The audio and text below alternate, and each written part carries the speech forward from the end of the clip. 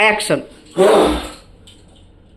होय, ज्या दानवराज कालकेतूचे नाव ऐकून तुम्ही चढाचढ कापत होता, झोपेतून दचकून उठत होता, तोच दानवराज कालकेतू आज तुमच्या समोर प्रत्यक्षात आल्यावर तुमची बोंबडी वळण साहजिक आहे. बस, तुमच्या या रडण्या भुकण्यानं माझ्यावर कुठलाही परिणाम होणार नाही, आणि परिणाम झालाच तर वाईटच होईल.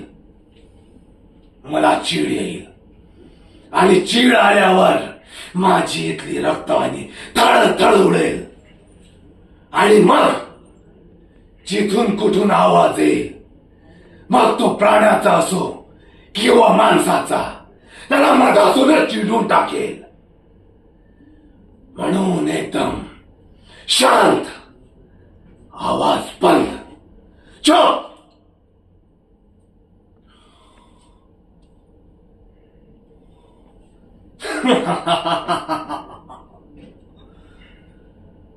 पुण्यवान आहात म्हणून माझं ऐकण्याची बुद्धी तुम्हाला झालीये.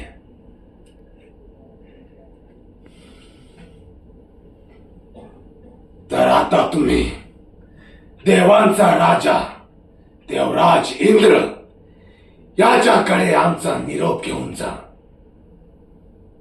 आणि त्याला सांगा, देवांची राजधानी अमरावती रिकामी कर, हीच आमची इच्छा,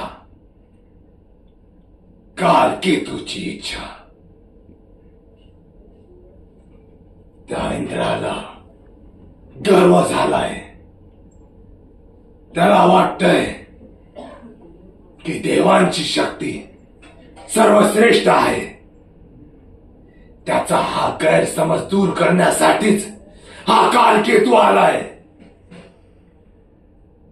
आजवर दानवांनी सहन केलेला अपमान, पराजय याची परतफेड करण्यासाठी हा दानव राज कालकेतू आलाय, आणि सोबत देवगुरु शुक्राचार्य पण आहेत, जे युद्धात जखमी झालेल्यांवरच नाही तर मृत्युमुखी झालेल्यांवर पण संजीवनी मंत्राने जिवंत करतील. म्हणून माझं कुठलंच नुकसान होणार नाही. जर हा विनाश टाळायचा असेल तर अमरावतीची राजगादी रिकामी कर.